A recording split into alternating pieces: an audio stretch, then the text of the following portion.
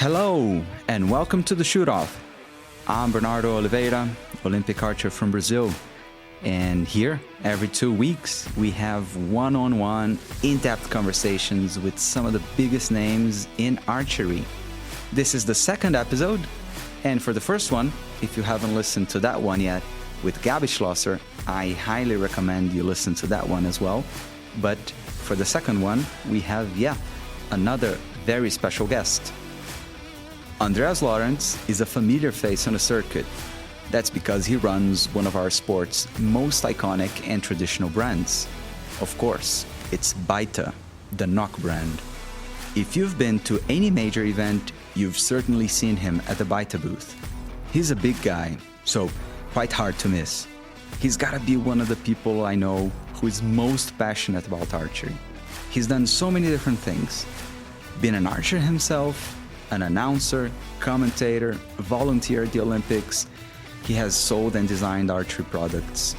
Not only has he been around for a long time and seen a lot, he's been directly involved in our sport's recent history. Andreas is a truly fascinating character, and I hope you enjoy our conversation.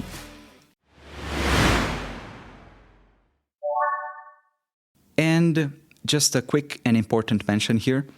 As you will hear from Andreas himself, I am a Beiter Pro Staff Archer, therefore I am supported by Beiter. Andreas, thank you so much for accepting the invitation. Welcome to the Shoot-Off. It's great to have you here. Thank you for inviting me, Bernardo. Just to start, first, I guess a lot of people don't know exactly Beiter, the company. They know the products, and just tell us a little bit about like the company now. How big is it? The Beiter Center and everything. Yeah, I think the company exists because of Werner Beiter, who was the founder of it. He started archery after playing handball and had a company doing molding and designing of molds and producing some small plastic parts. And he found out when he started archery that there were some things he didn't like, some things he would do better. And if you look at the lineup of products we have in the meanwhile, there were a lot of things he didn't like. So fact is, 1984, he started archery. In 1986, he started doing the knock and the knocking point, the two first products, also patented worldwide. And he started with that product, and every year or 2 years he added new products. So we still do products not related to archery, but the major brand, Beiter, known from all of you archers worldwide, is in fact the main business for us because it's our name we are selling all over the world. And when Werner Beiter passed away, his daughter and my wife, Nicole, took it over as CEO, but it's still a family-owned business. And coming back on your question, that was just a little introduction. We are a small business. We are 10 people working full-time at Beiter. We have more machines than people working here. But we produce everything in Germany, in Dauchingen, with local suppliers. We don't have any vendor coming from outside Germany. Actually, most of our vendors are in the region, which is a very important thing because we claim to be 100% made in Germany and have this quality, not just designed in Germany and produced somewhere in the world, but we produce everything with the Beiter logo on it, which is related to archery here in Dauchingen at the Beiter factory, with the exception, logically, of the clothing and the merchandising, but everything what is functional, nocks, plunger, clicker, V-box, everything is produced here in Dauchingen, Germany. Wow, a hell of an introduction. I really appreciate that. So just picking up on like you say, it's you've got 10 people working there full time, the Beiter factory, and right beside it, especially for the people who don't know, you have also the training center, the shooting range, right? Can you just tell us a bit more about that?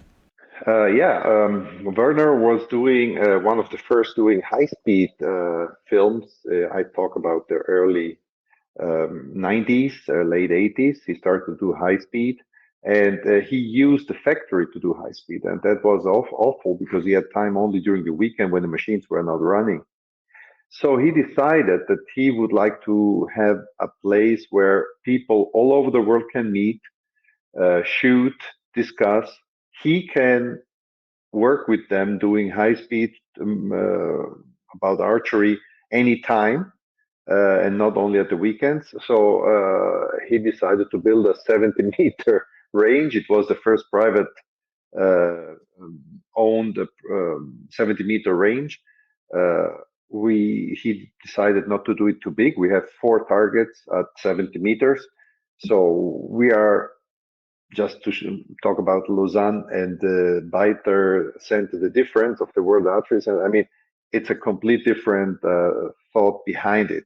Here we are just having teams and archers preparing their products, tuning, doing their job to have the perfect setup using the Beiter products and the Beiter knowledge.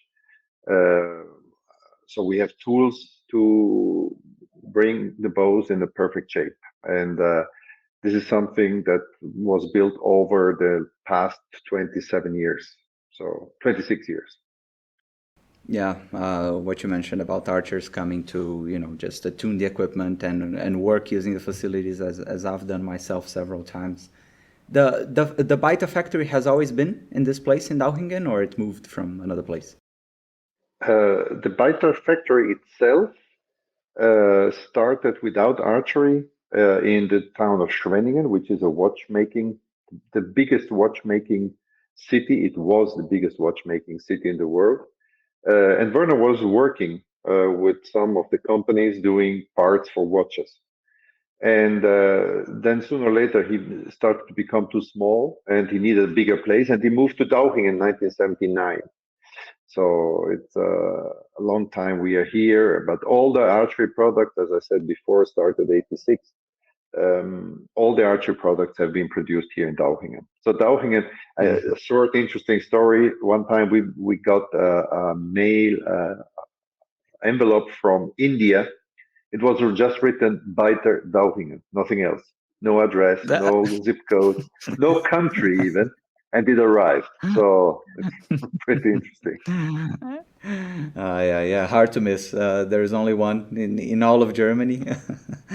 Yeah. And when you say that the first Beiter products that Werner made then were the Knock, was that already the asymmetric Knock? Actually, the first product was the knocking point. He was pissed to serving knocking points that were not so precise, and he found out that he could do a knocking point to be served into the serving.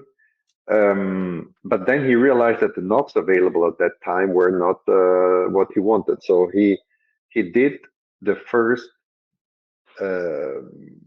knocks and they were effectively symmetric, but never sold at that time. The Beiter Hunter or symmetric knock was introduced much later because at that time compound was not so important for Europe at that time. So he decided to not to develop. He saw during the high speeds that the whole shot we do with the Mediterranean grip, where you have 2 fingers under the knock and 1 finger over the knock, was asymmetric. So why should the knock be symmetric? And the asymmetricity is still one of the patented and design patented things that we have here at Beiter. But there are all the 6 features on the knock that makes it unique, that were all patented. And now we have a 3D brand on the Beiter knock, which is worldwide. And that brings us to leading to the fact that the Beiter knock is unique, and even the production in that sort is unique because all our Beiter knocks are coming out of a unique cavity. So we have a 1 cavity for a pin 1 knock and 1 cavity for a pin hunter knock. So every knock that you buy is the same to each other. So it's not from a big mold with different cavities where you just put one cavity out. And so we have just one cavity that is for each knock size and type So that we have. each knock comes out of the same mold. Is that it, right? Of the same cavity, effectively. So the mold, the mold itself can have a, the mold itself. I don't know how to explain it. To make it easy, yes. Every time the mold opens, one knock falls down. One knock comes out of it. Yeah, that's what matters. The mold makes one at a time. Yeah. And like, if I remember correctly, the machines you have that make the Knox, for example, they run 24/7? I wish. So we have to sell many more Knox to do this. Okay. So it's because of the demand then. Yeah, if we could produce many more, but the fact is, we also working not only joke apart. We're also working for the medical industry. We're also working for the electronic industry. So archery is just a part of it. What I said before, the thing is, it's the biggest part because Beiter logo is only known in archery. In the other branches, we are just selling products OEM to other companies, also located here in Germany. But mainly we do the important thing about Beiter itself is archery, where we are known worldwide. We export directly in over 63 countries, and we have the Beiter products all over the world. Yeah. For the electronics and medical, for example, you make parts that go to make other products. So that's why the Beiter name and logo is not known in those, right? While in archery, you make the end product. Correct. With our name on it, yeah. Well, like there is so much to unpick from everything you've said. But I wanna go back to Werner Beiter, who founded the company and started everything. What was his background for working with plastics? Like, how did it, like, before working with archery? And okay, he was a mold maker, so he was doing designing molds and big molds. By the way, he was doing dashboards for cars. He was doing inlays for drawers for offices. He was doing vertical blinds for windows. So there was he got a very big knowledge about plastic and how to design molds. But they were all big. And finally, he is one of the microplastic or micro molds plastic pioneers. So he was one of the first doing very, very small cogs for watches that were done out of metal. And he said, why do them out of metal? We do them out of plastic. With the quantities we have to do, it will be cheaper and even more precise. And the fact is, he started this, and his first patent was floating cog. I mean, it's actually, I can show it to you. Why not? For people just listening to the podcast, but yeah. I'm just here in the. Sorry. All right. This is the floating cog. Yeah. But then in the device, it's not connected to this axis that you're holding, right?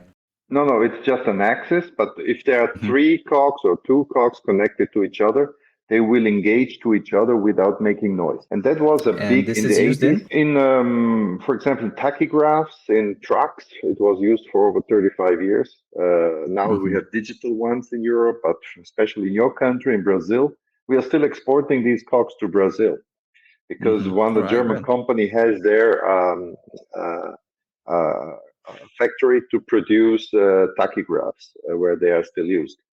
So it makes the advantage of it that the watch is using or the clocks using these patented cogs will not make noise when they engage one to each other, for example. Yeah. Any case, Great. for archery, not very important itself, but the knowledge about it, about the Yeah. product, about the material, about the design, that all brought a big advantage for Beiter. I mean, we were using to do the first nocks a plastic that was never used in archery.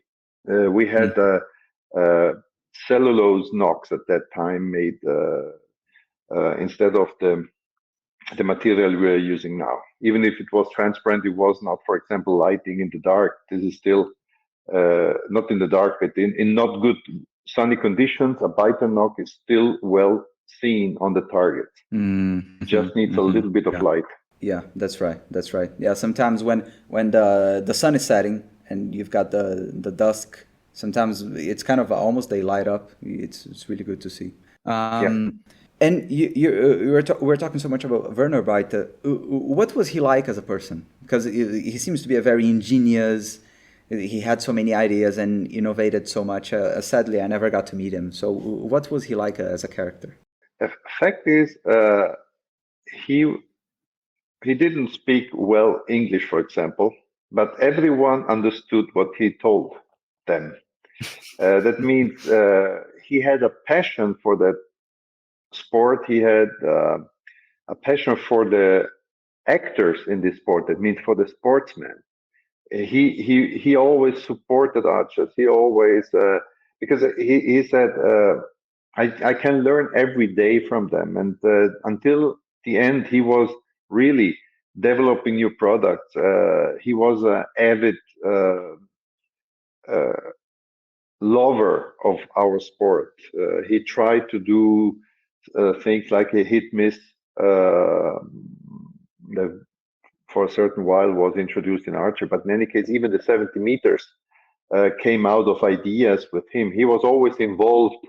The 70 meters that we had, that we still have at the Olympics. He was involved in all this developments over the years. Just to interrupt you. So you mean that shooting 70 meters at the Olympics was kind of his idea? He was one of the people pushing for it? No. He was involved in it.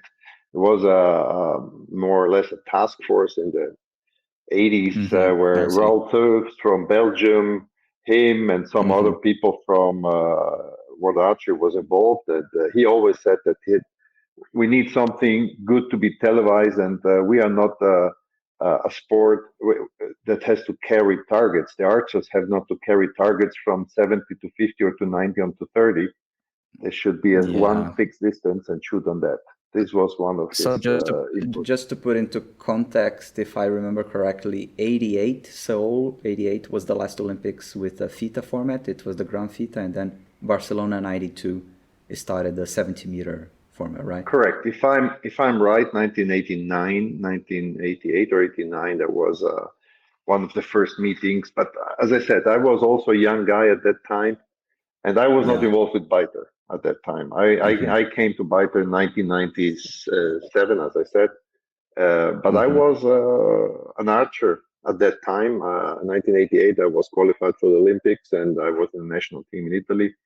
88, I was European champion. No, I was qualified to go there, but finally I had no chance to go because 2 weeks before the Olympics, they withdrew my license in Italy because I had the shooting license. I wasn't allowed to shoot because I had a little retinopathy in my eyes that was surgered 2 months before the Olympics.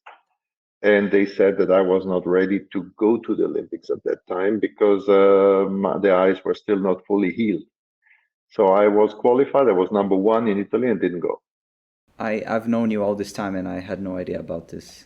This is crazy. But you could have gone, or no? It was something that really kept you from shooting. Well, I was shooting. I won the World Championships and the Italian Championships just 1 month before. Wow, this is absolutely crazy. But this fired much more my passion for the sport, which is still here, as you know. Thanks God. Yeah, thanks God. But we were talking about Werner, and definitely his passion was great, and I met him as an archer.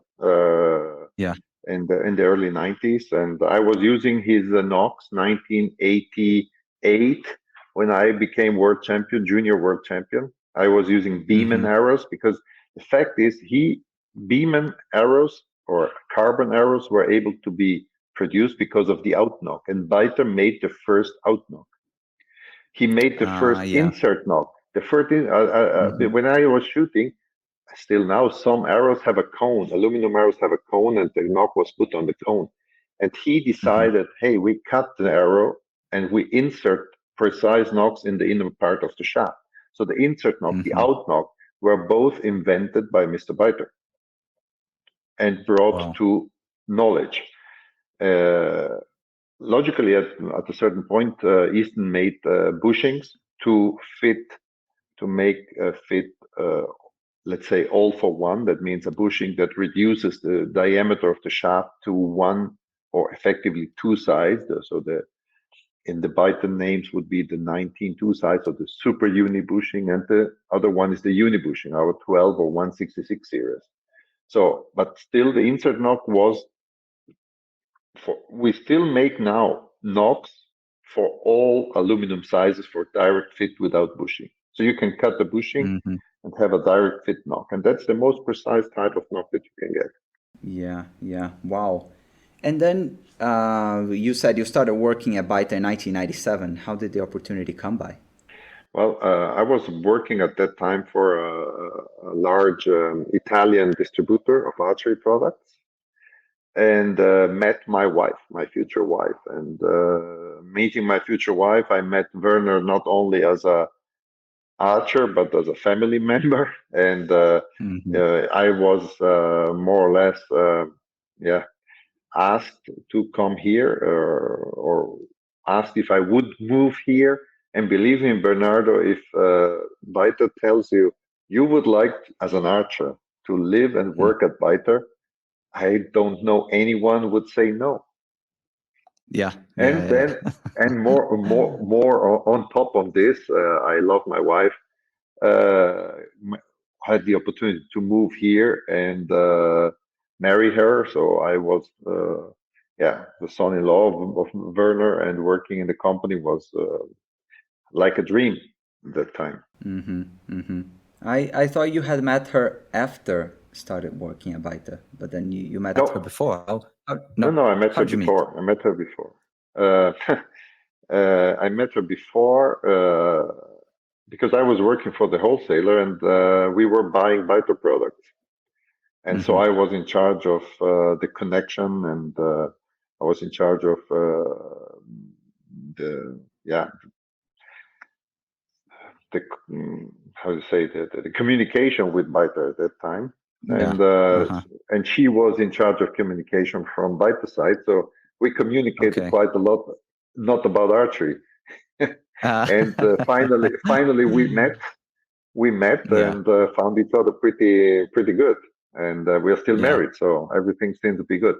That's awesome. You come from a region in Italy where you also speak German, right? So that makes it easier as well. Yeah. I'm from the Dolomites, from South Tyrol. So archery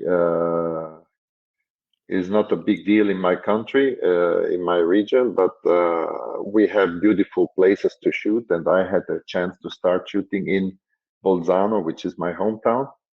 And this was effectively also one of the things interesting. 1988, I was world champion, junior world champion field.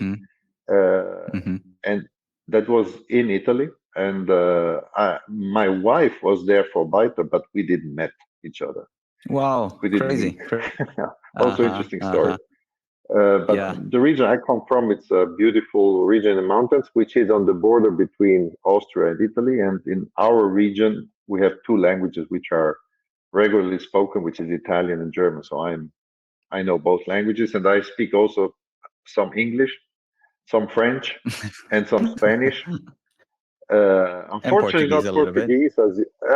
Some words, you know it. But in any case, I have the advantage of speaking 5 languages. That's a good thing, especially trying to sell products all over the world. I've seen you speak Russian as well.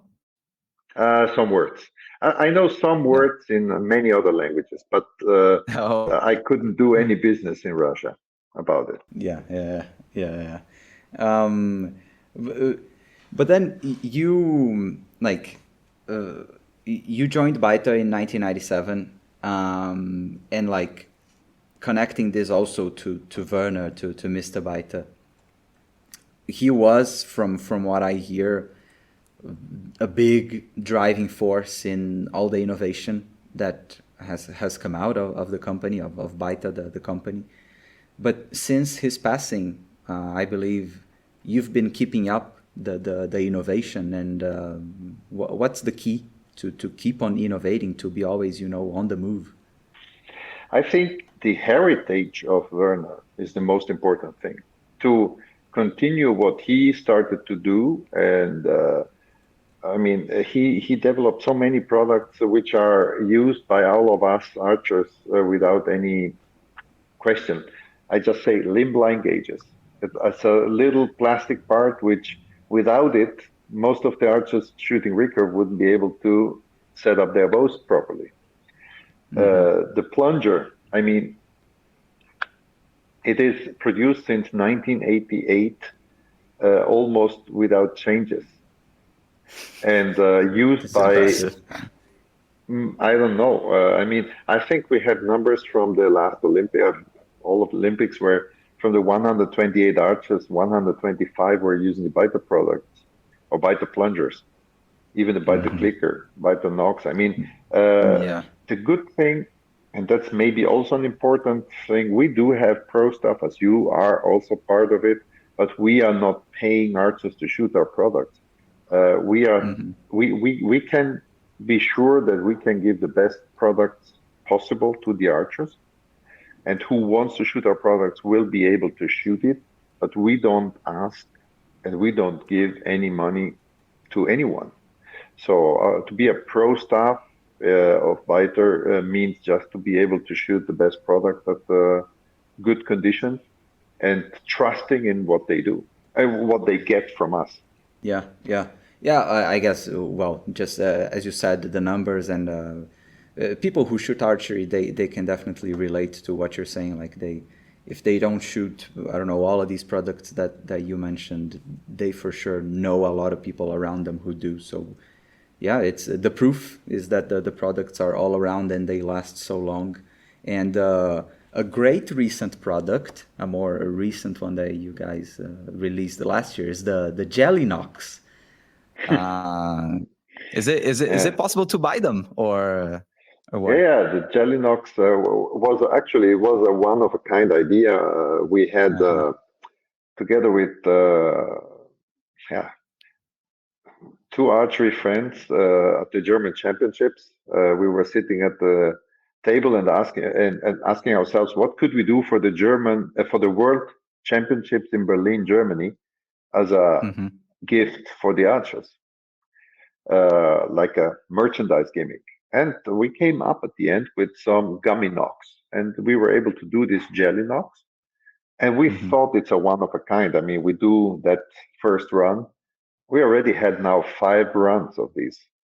So the fifth run is in production. We are selling Uh-huh. it regularly to dealers. We are Hmm. giving it and selling it out at the main events. People likes them, and yeah, we continue to let them produce again here in Hmm. Germany from a company which is known worldwide. They make it for us, OEM. But the point is, even that we are not buying it somewhere in a cheap country, or we want quality Hmm. also on this, as well as Yeah. clothing. We are working together with Area in Italy. We have the Swiss card, which is Victorinox. It's also a very well-known company. So Mm-hmm. we partner with good brands. Our lenses are made by Zeiss itself. It's not a Zeiss coating; it's a Zeiss-made lens. Our tools that we have are made by German companies, like our wrench and so on is a company 25 kilometers from us called Viha. So we Hmm. are really taking care of it. And that's also part of the heritage of Werner. Werner always said, I will produce Beiter products only in Germany, only in Dauchingen. and that's what we keep up doing. It's part of his heritage. Yeah, yeah. There is a topic that it's not very pleasant to talk about, but it's important to raise awareness, like the counterfeit and fake products, fake Beiter Knox. Is this a recent issue, or it's been going on for a very long time? Let's say it started with the passing away of Werner. Luckily, we had brand protecting and our product protecting patents and rights. So when they started, well, the market became the online market became very active, and we were able to research a bit. And in the early 2015, we saw the first copied Knox and plunger coming out mainly in China, produced in China. But we had a very good partner in China, which is trying to help us protecting our brand. We have a main distribution ship over there. I mean, fact is, we have a big number of customers over there which are buying original products. Who can afford the original product will not buy a fake, especially on the knock, which is a security part on the bow. I mean, if a knock breaks, you know what can happen. So to use a knock of a not good quality, but in the same look and design as Beiter, but made out of a different material, for example, makes that knock not performing the same. And we did the research with the independent company here in Germany, testing various types of knocks, also the Beiter copied knocks, and in fact, they are dangerous. So I would not recommend it. Logically, if Beiter tells you we don't recommend you to use counterfeit knocks, it's clear. But who knows me? Who knows us as company? We have no reason to lie on that. I mean, it's a security fact. It's a question of how a product has been produced and made, and which material you're using. And I mean, and the design of it. It's not the only thing. Yeah, and this is super important what you said about safety. Because at the end of the day, archery, like we have very fast moving parts and with a lot of power, a lot of energy stored in it. So if you have any of that energy going into where you don't want it to go, namely your arm, your hands, your face, even, it's awful.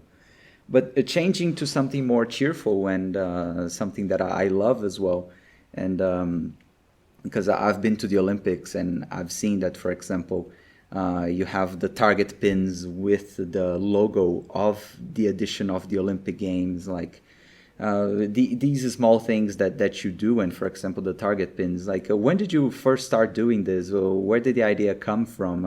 You when talking about the Jelly Knox, you said like these gimmick products. I think that the Jelly Knox weren't the first one of a kind that you do. So where did these ideas come from? Well, the Olympic target pin was an idea of Chris Marsh, that was the head of the archery part of the London 2012 Olympics. So 2012 was the first time we did the designed knocks for the Olympics with the logos. Target and pins. Chris Marsh was did I say knocks? Yeah. Okay. The target pins, and Chris Marsh was a very good friend of Werner, and together they had this idea to put the logo on the target pins. And well, Chris Marsh brought it further on 2016 at the Olympics in Rio, and then we made them also for Tokyo, and now we are doing them officially, logically, also for Paris 2024. I already have them in here in my office, but they will be released only for the Olympics. And the second thing, 2012 also, we had Kibo Be, Olympic champion, and she came to me asking, actually to Werner at that time, she would like a special color for her. And she wanted a candy pink color. And there was a color that Mm-hmm. was existing only for her. Mm-hmm. And then we made a sky blue color 2016, also for the Olympic champion. And even Mete Mm-hmm. Gazos got a known color when he became Olympic champion in 2021. Just not every special color we make for the Olympic champion will come into the production. But Candy Pink and Ah, Sky okay. Blue were two colors that we did for Olympic champion. I see. But then, it's a sort of a tradition now that the Olympic champion can order a special color, custom color. That's a promise we made to the Olympic champions that were asking for it. So Mete Gazos Mm-hmm. at the end became a sort of Tiffany color, but I didn't like that too much. Yeah, we have someone who trains here at the World Arch Excellence Center who has some of the Yeah. leftovers of Mete custom color. Yeah. Yeah. Just before we wrap this up, a quick question: do you still make stabilizers? Yes, we make still our Beiter centralizers. They are pretty much still a high-end product, but very soft product. I mean, our Mm-hmm. stabilizer is not the stiffest, but it absorbs a lot of vibrations. We started to do a new stabilizer system made out of a single rod instead of a multi-rod. But at the end, Mm-hmm. we are a plastic manufacturer. We are not doing the carbon rods. We are not even Yeah. we wouldn't do even the steel parts on it. So Mm-hmm. what would be the additional value on a Beiter stabilizer if there is no plastic on it? So fact Mm-hmm. is, Yeah. we found out that we were able, with our new engineering, to do a pretty good dampening system, which is working good not only on the Beiter stabilizer, but on all other stabilizers in the world. So the Beiter V-Box, which is one of the new products made after Yeah. Werner's passing away, is a very, very Mm-hmm. successful product and works very, Yeah. very good, and people loves it. So Mm-hmm. we decided not to do stabilizers, but dampening system for stabilizers. The dampening, yeah. Yeah, I shoot the V-Box and yeah, I love it, and I see so many people shooting with it as well. Like with the different membranes you can change and everything. Yeah, yeah. Yeah. Well, we could be talking here for hours and hours because of with so many As details about what you as spoke. we do whenever we see us. Yeah. But you are a super busy man. You have many things to take care of, and I don't want to hold you for too long. And this gives us an excuse for you to come back to the Shoot Off Archery podcast. And I have two segments, two quick segments that I do at the end. That I'd like to go through them with you. One of them is build the perfect archer. I'm gonna name aspects, like tell different aspects of shooting, and you tell me who the person you think ever in this aspect is. The first one is bow arm. Hmm. There are so many top archers. I would say Kim Son Young. Kim Sun-young. I didn't see her shoot. Legend. 6 Olympic medals, right? 4 golds. Yeah. And I think, but at the end, the whole Korean way of shooting, and if you see, most of the Koreans have excellent bow arms. Yes. Yeah. Release. Difficult. I like Metegazo's release. Yeah. Even when it splashes wide and he does crazy things. Exactly, that's one of the reasons. The other person Ah. that could be, come in my mind is Rick McKinney. Rick McKinney also had a release like that sometimes. Yeah, so I think it sometimes works, but it's not something Yeah. that we should copy. Yeah. Only they can do it precisely like that. Mental toughness. Wow, that's hard. Oh I yeah. think uh, I think there are some archers out there that are just too strong, and it would be not fair because the mental game is one of the most important part in our sport. So it would Yeah. be unfair in this case to take out one of them Hmm. because I think all the top guys have a great mental game in their own way. Yeah. Good answer. I'll let you get away with that one. Body balance or stance. Ah, I have to come back on the Korean archers. I mean, there's so Mm. much. I mean, so much to learn from them. But you see it Hmm. also the fact that we have so many Korean coaches that have been successful worldwide, or at least the best ones. I mean, Kisik Lee and all the ones coming out from Korea at the end, even trying to bring it closer to us in the Western countries. Body Hmm. stand is one of the most important thing. I mean, you have to stay on the ground with your bow, and I think we have to learn from Koreans this as well. Yeah. Anyone comes to mind? No, too many, too many. Okay. What about follow through? That's interesting. Talking about recurve logically, follow through.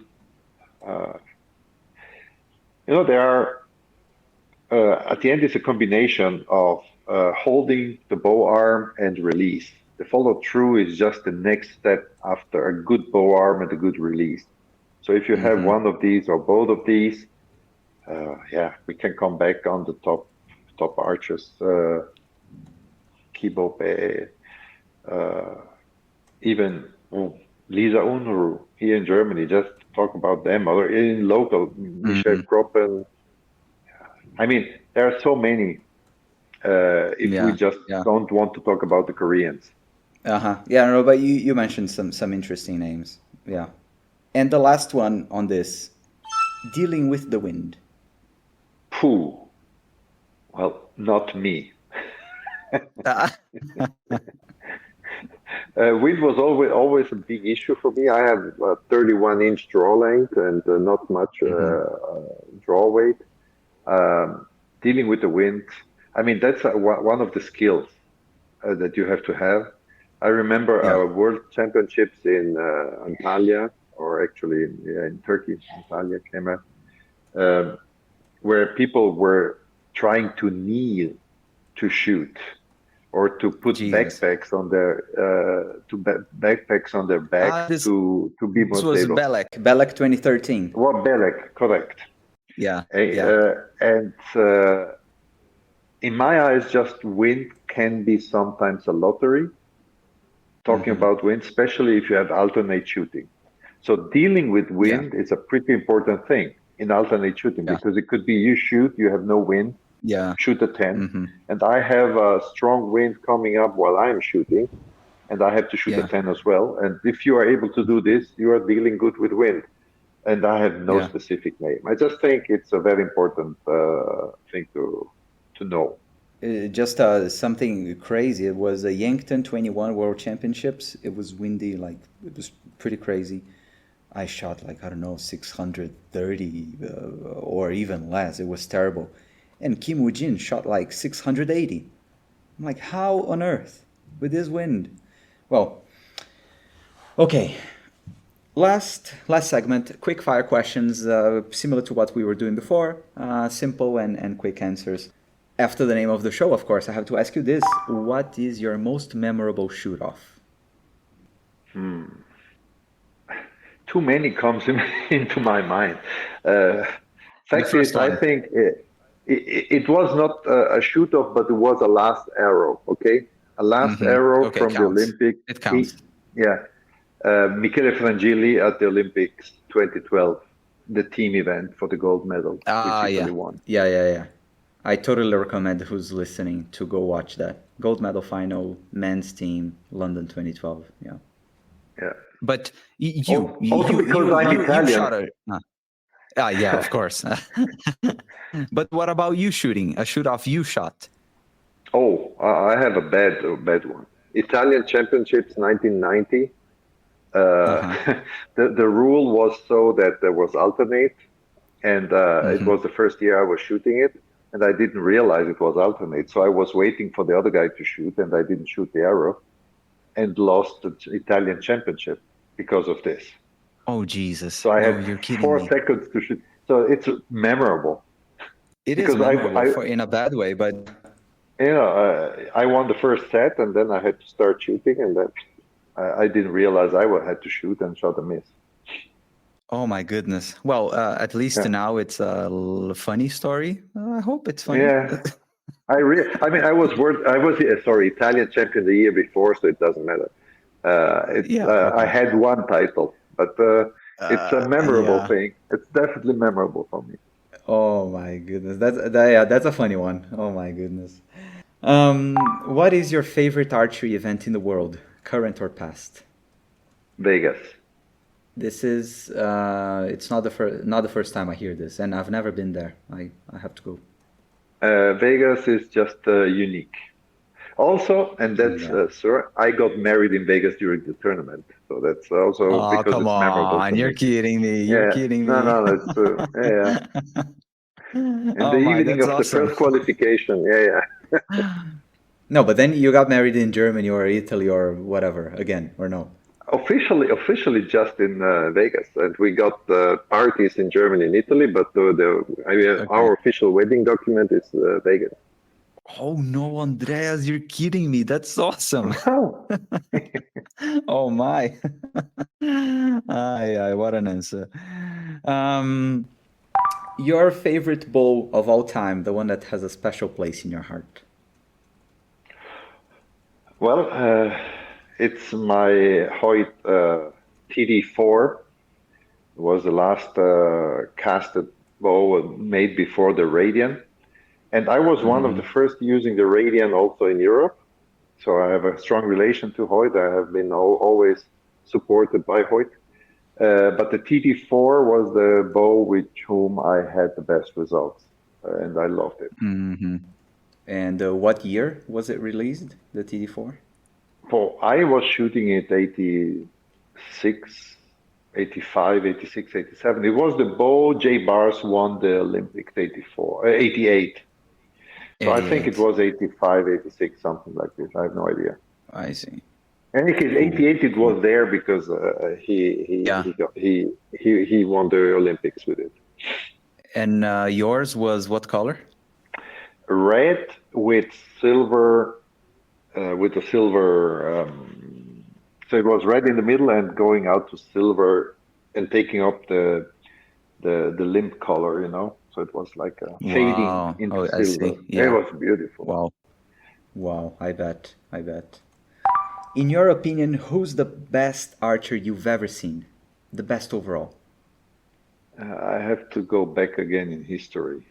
I mean, if we see over the years in recurve archery, let's say in the men, I mean, Brady Ellison is just since 2008 there, over on the Hmm. edge. Yeah. In the women, as I said, Kim Sun Young, it's the legend. Hmm. In yeah, I don't know. In compound, Sarah Lopez for the women, yeah, there is Yeah, no absolutely. doubt she's the most decorated. And in the men, it's there are a lot of. But I really appreciate a lot Sergio Pani. I mean, he is not only Mm. was a great archer, winning a lot of Hmm. titles, but also he proved to be a pretty good coach, bringing India Yeah, to a that's right. level where in not in 2 years. So I think these are for the ones but I have respect for a lot of archers, a lot of top archers, and luckily I count them as my friends, and I'm very happy that I am able to know them, not only as archers, some of the top Yeah. guys. And Hmm. not last but not least, for sure, I mean, Bernardo, you are a top archer, Oh, Olympian, and a great person. thanks. Uh, for me, archery is not just shooting bows and arrows, it's a whole family. Archery is a family, I and think the I same. hope it I think stays the like same. it is also in future, as it is in future. Yeah. Yeah, yeah, yeah. I have to ask you a question. You mentioned Pagni. You are from Italy. How do you pronounce his surname in Italian? Pagni, Pagni. Okay. Because somebody told me that I couldn't believe. like señorita, yeah, Señorita. señorita, Pagni. Sergio Pagni. Okay. Perfect, getting good. Uh, your dream vacation destination?